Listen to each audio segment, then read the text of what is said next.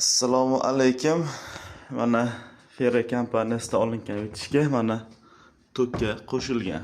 Tok bu uyimizda. Mana yo'q. Mana hech qanaqangi effekt yo'q.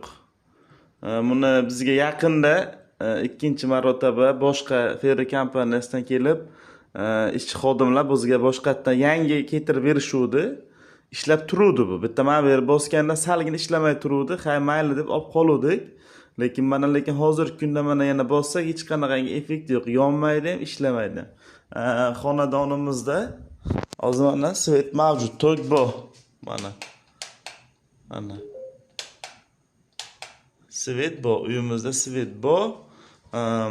Shu ishchi xodimlardan iltimos qilardik. Kelib yana o'z vaqtida nosozligini bartaraf qilsin. Yo bo'lmasa menga knopkalik